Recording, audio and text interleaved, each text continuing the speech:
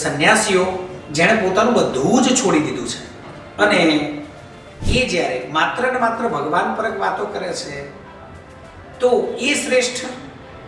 સાધુ કે જેણે પોતાનું જીવન બીજાની ચિંતા માટે હોમી દીધું છે એ શ્રેષ્ઠ છે કે પછી આપણે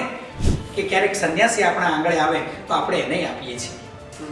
ક્યારેક સાધુ આપણા આંગણે આવે તો આપણે એને, સાધુ અને સંન્યાસીમાં નજીવો ભેદ છે, પણ એ આપણા આંગણે આવે તો આપણે એને આપીએ છીએ. તો આ આપણા આંગણે આવે છે લેવા અને આપણે આપીએ છીએ તો આ કે આ જો ત્યાં એવો ભેદ નથી કે શ્રેષ્ઠ કોણ છે, પણ શાસ્ત્રમાં એવું વિધાન છે કે ધન્યો ગ્રહસ્થાશ્રમ, એટલે સંન્યાસીનું કર્મ બતાવ્યું છે કે એણે ભગવાનને છોડીને, ભક્તિને છોડીને, એ માર્ગને છોડીને બીજે ક્યાંય જવું નહીં.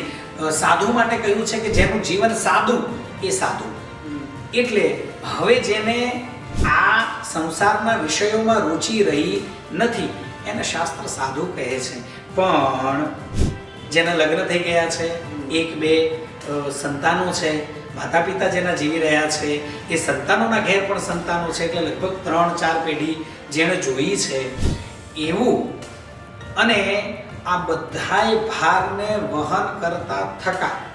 અથવા તો કરતા કરતા જે વ્યક્તિ પોતાના મૂળ મૂલ્યોને, સિદ્ધાંતોને, શાસ્ત્રોને, સંન્યાસીઓને, સાધુઓને ભૂલ્યો નથી અને પોતાના જીવનમાં બધી જ જવાબદારીઓને સારી રીતે નિભાવ્યા પછી પણ જેને થોડો સમય મળે છે કે એક માળા કરવી છે, ભગવાનનું નામ લેવું છે, તો એવો જે ગ્રહસ્થાશ્રમ છે એ શ્રેષ્ઠ માનવામાં